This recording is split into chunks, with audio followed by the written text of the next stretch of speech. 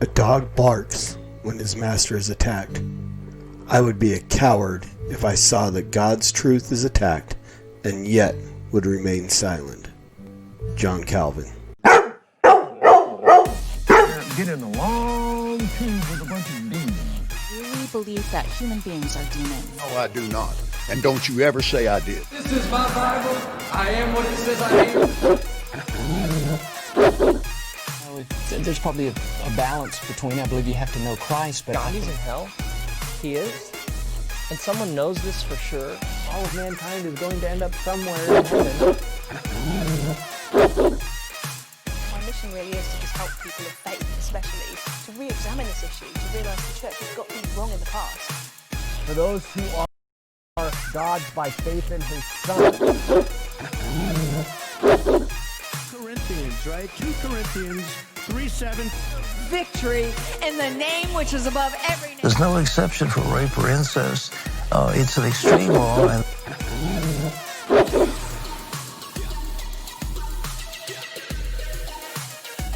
right now, bones, ligaments, tendons, in Jesus' name. Get out here right now. So put your trust in the sovereign risen King, who doesn't owe you one cotton picking thing. And yet he still promises to furnish his disciples, but we take what he's created and we turn him into idols. I'll never back down, so how can I keep it in? But you'll never see me preaching the sin of TBM. Yeah, spirit and truth is worship viewed in this chemistry, but some are spewing distorted views of the Trinity. With the enemy there, lies have been bought. Whether you like it or not, you will either get shot. No reverence from these reverends, only pathetic benevolence who claims to heal without a shred of medical evidence. They in the public side, lukewarmer than kitchens. On live television saying Mormons are Christians. I'm not throwing stones, I'm simply shouting the truth. So if you never knew, now you're without an excuse. If you still wanna play with them cards, then let's run them. Cause even Satan speaks through others like Jeff Dunham. So who are you with? Denies a gray area. Don't make another preacher lie when they bury ya. If you're going to heaven and you know you ain't got no sin in your life, you don't have that. Hey, what's going on, everybody? Welcome back to the Master's Dog, episode 59. I am your host, the Evangelical Norm. So the Master's Dog is a podcast where we deal with false teachers, heretics, heresies, you name it. If it is contradictory to the Word of God, I deal with it here. This started out as Faith and Beliefs Refuted. I responded to all of the podcasts, the YouTube videos from Saints Unscripted, formerly known as the Three Mormons. They did a segment called Faith and Beliefs, and so I committed to respond to every one of those videos, which I have done. And then later on, when it became the Master's Dog, we expanded into, all kinds of false teachers and false teachings. So today we are back in our roots. We are responding to the Faith and Beliefs over at Saints Unscripted, and this is part 2 of what we started with last week. Again, I was really shocked that they even did this video, but the internet is here and they can't avoid these things anymore, so they've got to find a way to spin it to make it look good. So that's what David's job is going to be for us today, is he's going to get back into the Mountain Meadows Massacre, and he is going to spin it, and we'll see what exactly he has to say about it, and we'll go from there, and I'll stop him when I need to stop him, and more than likely he's going to get through the majority of this. There's not a whole lot in this that I have to really deal with, and then we'll talk about what we can talk about at the end. So with that being said, here is our friend David Snell from Saints Unscripted. Hey guys, so in the last episode we covered probably the worst event in Latter-day Saint history, the Mountain Meadows Massacre. If you don't know what that is, go watch this episode right now to get caught up. Otherwise, this ain't gonna make sense. You lost me again. Yeah. But that was interesting. Because in this episode we're gonna look at what happened after the massacre and answer some common questions. Now, This is a challenging thing to do because if you'll remember, the perpetrators tried to cover up their crime by blaming the whole massacre on local Paiutes. When that plan failed, all sorts of conflicting stories came forward about what had happened. So we're stuck with the job of sorting through the muck and deciding who is trustworthy and who is not. Let's give it a shot. Okay. I don't know that I would... I mean, Mountain Meadows Massacre is a horrible thing that is... really a blight on LDS history and so on, but honestly I would say the worst thing to ever happen in LDS history is the fabrication of a false religion, the persistence in teaching a false God, a false gospel, a false Christ. So I take those things as pretty bad. When you fabricate a false religion that is leading millions of people to hell, most people won't. Mountain Meadows Massacre was horrible. A lot of people died, but Mormonism itself is far worse, leading,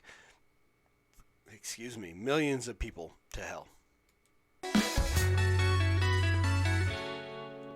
While dozens of men were guilty of the crime, prosecutors really only went after the leaders instead of militia members just following orders. Only 9 men were ever indicted for the massacre, and only one of them, John D. Lee, was convicted and executed. A few of those 9 went into hiding for a very long time. One man got off easy by turning state's evidence. Some others were arrested, but ultimately prosecutors only pursued the case against John D. Lee. His first trial, years after the crime in the 1870s, was really only a facade for a larger political issue about the statehood of Utah and the power of the Church of Jesus Christ. The real goal was to implicate Brigham Young in the crime and strike a blow to the church. But for John D. Lee, it ended with a hung jury. He was convicted and sentenced in his second trial soon after. Why did prosecution take so many years? Well, in 1858, after the Utah War, U.S. President James Buchanan made a proclamation of general amnesty, offering to the inhabitants of Utah who shall submit to the laws a free pardon for the seditions and treasons heretofore by them committed. There was confusion among government officials as to whether the massacre was covered under the amnesty. One judge initiated an investigation, but it didn't lead to any indictments. Then the Civil War happened, postponing further federal investigation until the 1870s. Did Brigham Young actually order the attack on the wagon train passing through Mountain Meadows? The evidence indicates he did not give the order and had no knowledge of the attack until after it happened. The real problem is that Brigham Young was, is, and will continue to be a controversial figure, and the possibility of branding him a mass murderer in a sinister conspiracy was, and is, too tempting for many to pass up. He wasn't attacking the city, he was trying to save it. That's slander. It is not. I resent that. Slander is spoken. In print, it's libel. Most people who believe Brigham Young ordered the massacre will cite confessions of John D. Lee. Now, putting this into context, prosecutors offered to spare Lee's life if he implicated Brigham Young.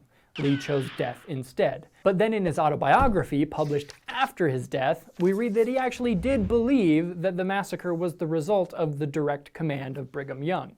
So something is certainly fishy about Lee's story. Many scholars attribute these expansions to Lee's defense attorney, who edited and owned the rights to Lee's autobiography. One newspaper wrote that the autobiography was a little Lee and a little lawyer.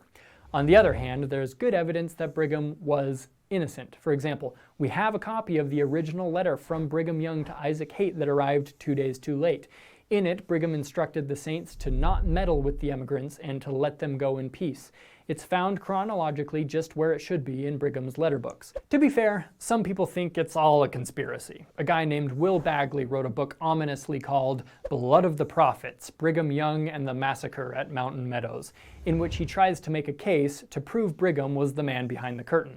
If you're familiar with his arguments and want to know why many don't find them credible, check out the relevant link in the description, because it's a long story. Did Brigham Young try to cover up the truth about what had happened? There are conflicting reports of how much of the truth Brigham knew and when. Historian and author Thomas Alexander believes that when John D. Lee reported the massacre to President Young in late September 1857, as per the perpetrator's invented alibi, he blamed it all on the Paiutes. But the real truth came incrementally. By late June 1858, Young knew that Mormons had helped commit the murders, although he probably did not know the full extent of their involvement. Contrary to the usual story, which interprets Young's role as the author of the massacre, or faults Young either for refusing to investigate it or for erecting a stone wall against the investigation, it is clear that he consistently asked for an investigation and trials. Nevertheless, he wanted to protect his people, and he did a number of things to try to accomplish that end. At times, he could be less than forthright, and until 1870, he encouraged Lee to avoid public exposure and the federal marshals by living in secluded places. Could Young have done more to bring the perpetrators to justice? Certainly. So while I think it's clear that Brigham Young absolutely did not order or sanction this massacre, I will ding him for downplaying it after the fact. 5 points from Gryffindor. And before the massacre, his fiery rhetoric and preaching certainly fostered a culture which inadvertently made the massacre more possible. You can see a lot of wartime fear leading up to this tragedy. And that's understandable considering the early persecution of the saints, but I'll still ding Brigham for stirring that pot of resistance. Alright, we've done 2 episodes on this topic and we've barely scratched the surface still. If you want to dive deep, check out the resources in the description and also go to the transcript of this episode on our website where I've filled in some of the details and answered more questions in the footnotes. And have a great day. Alrighty, so there you go. Was Brigham Young involved? Again, with the information that we have, there's no real way to say yes or no. What I would do is go back to Mormon theology and the fact that they say that God does nothing that he doesn't inform or through work. I can't remember the exact quote, but God does nothing that doesn't involve his prophets. If Brigham Young were truly a prophet of God, would not God have said, your people are about to do something horrible to these other people? Would God have not informed him? If Brigham is that prophet, again, this whether he ordered the Mountain Meadows Massacre, whether he was complicit, just the fact that supposedly he was encouraging Lee to hide away and interfere with investigation and so on. This is not what a prophet does, and that's the real thing that we have to deal with Brigham Young is this is whether it's an indictment on him criminally or legally, this is an indictment on being a prophet of God. Because over and over and over through Brigham Young is the most thrown under the bus prophet of LDS history. They are David, Kwaku, consistently are having to really dismiss the things of Brigham Young because it was so racist, just bad. I mean, this man was what's the word I'm looking for?